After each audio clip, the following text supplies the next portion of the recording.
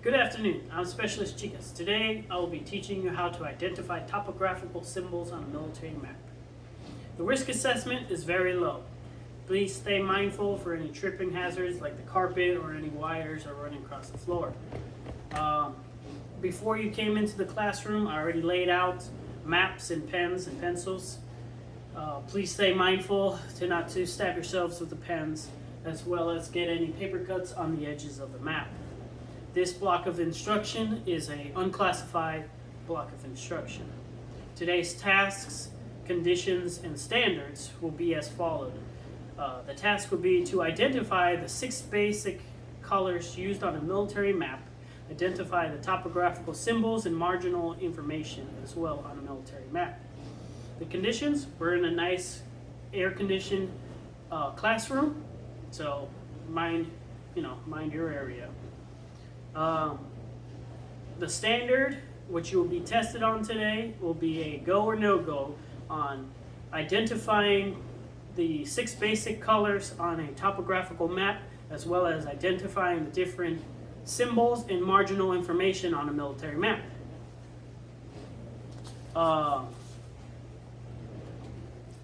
So from here, we'll move into, I will teach you all the different informations as well as the different symbols and so forth on a military map. So, we'll start with the 6 basic colors of a military map. Those 6 colors are black, blue, brown, green, red, and red-brown. Black will always be cultural man-made features, elevation, and labels. Blue will always be water. Brown will be all relief features and cultivated land on a red light readable map. Green will be vegetation. Red will be major roadways and built up areas. And then on a red light readable map is where red-brown is used. And that will refer to all relief features as well as main roads. From here, we'll jump into the symbols that you'll find on a military map. On this map, there are 2 legends. That is where you find the different symbols on a military map. This top one is more based off of information of like civilian use, like cell towers, landing pads, main roads. Like for example, main roads, you have these highway signs. Everybody knows what highway signs look like. We have railways, we have bridges, we have boundaries. Also, we have culture features. We have aeronautical features. We have cables, and we have populated places. From there, we come down to the military legend. On the military legend, it's more based off of the military installation type of symbols. So we have the ammunition storage area. It is a red bordered box with red checkering inside. Then we have like a drone area. Any drone area is like a gray box, like one here. We come down, we have firing point. Firing point, imagine, this is small, you cannot see it.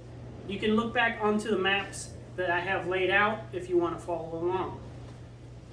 So, firing point is what you could say it looks like crosshairs. You could say it looks like crosshairs. From there, we go down to a firing range. Firing range is a black outlined square with diagonal slashes coming across going one direction, from left to right. And then you have impact zone. It is a red bordered box that is completely red. Then you have impact buffer area, and that is a checkered red line around the box with a light red fill-in. Installation gate is a slash, a vertical slash with a horizontal slash going through it at a slight angle. Then we have landing zone. That is a circle with a dot in the center. And then it will have the landing zone number next to it. Observation point is a triangle. From there we go to restrictive area. Restrictive area is a red box with horizontal lines going from left to right.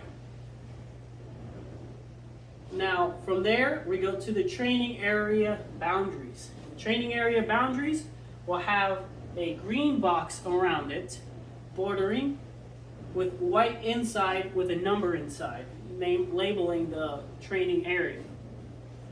And then you have training sites. Training sites will be a solid green circle with a 1 in it, depending on the training site, 1, 2, 3, so forth. Now, those are the symbols that you can find on a military map. From there, we're going to go and I'm going to teach you the different marginal information. We'll start off with the sheet name. The sheet name is always found in the center of the map, or usually top center. From the sheet name, we'll go to the sheet number. Sheet number is found in the right-hand corner, and if you jump to the left-hand corner, you'll find the series number. Series number is always next to the scale. From the scale, we'll jump back over here and you'll find the series number.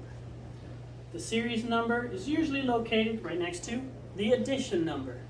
From the addition number, you'll come down to what is the boundaries. This boundary box will show you the difference in the different boundaries that are located on this map. From there, we'll jump down to what is called the adjoining sheet. This describes where this cutout is located on a larger map. And you can compare it to with the sheet number or addition and match them up if you are adding multiple maps together. From there, we'll jump down to the elevation guide. On the elevation guide, it tells you the difference while looking at the map and different grid lines and so forth, where the ground goes on different elevations, which is the highest peak down to the lowest peak. From here, we're going to jump down to the, forgive me, I have difficulty saying this one, is the declination diagram. What that is it will show you the magnetic north and the map north. It will show you the scale diagram between the two. From there, we'll jump into the bar scale. The bar scale is used for measuring distances. So you'll take your ruler or you can use a sheet of paper if need be, line it up to here and then put it onto the map, and it can tell you the distances between the two different points on a map. From there, we're going to jump over to here. This is what you call a contour interval note. That is used to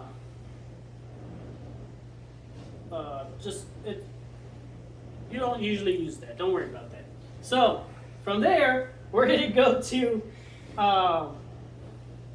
the next one will be these next couple will be all located in this one box right here. And this box is kind of hard to see. I'll just read them off to you. And it will be your spherical note, your grid note, your projection note, your vertical datum note, your horizontal datum note, and your central note, your prediction note, and your premium note. From there, we'll jump down to your grid reference box. Any information you need based off of your grid, any references, they'll all be located in this box. From here, we'll jump up to your legends. We spoke of those earlier.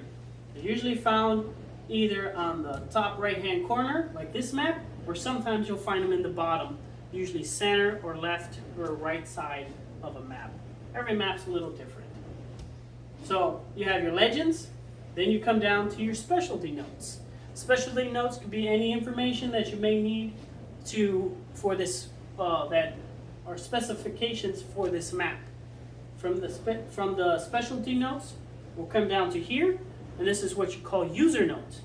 User notes is just the basic information they would give you that if there are any major errors in this map, you can contact the people that created the map and you can go over it and, you know, get adjustments and so forth. From there, we're going to jump into the, right here, this is what's called the stock number information. That's just the numbering information for the map and so forth.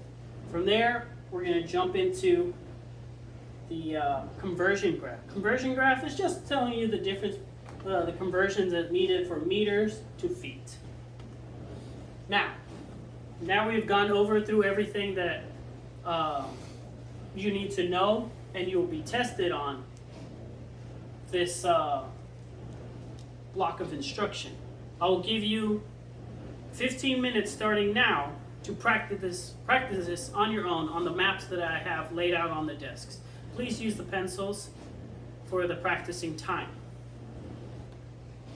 Thank you. Your practice time is now up.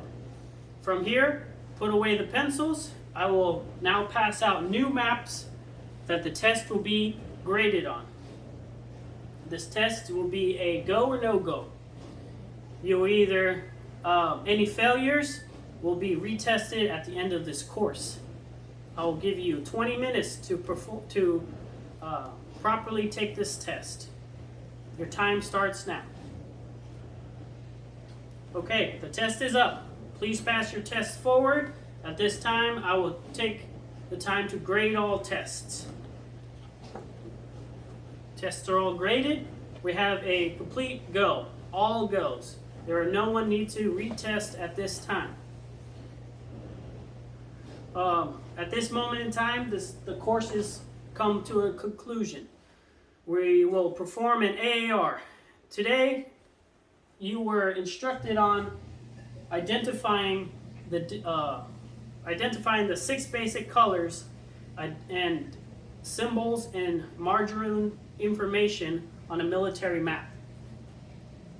Are there any sustains? Thank you. Are there any improves? Thank you. Okay, at this time, I'm going to review the risk assessment. If we've come across any new issues or any new things that could be added to the risk assessment, I will take note of those at this time. Thank you. Final inspection, and now the course has come to a conclusion. Please leave all your paperwork and pens and paper as you found them on the desk as you entered the classroom. I will collect them once you have all been dismissed. That would be the end of my teachings for today. You all have a good day.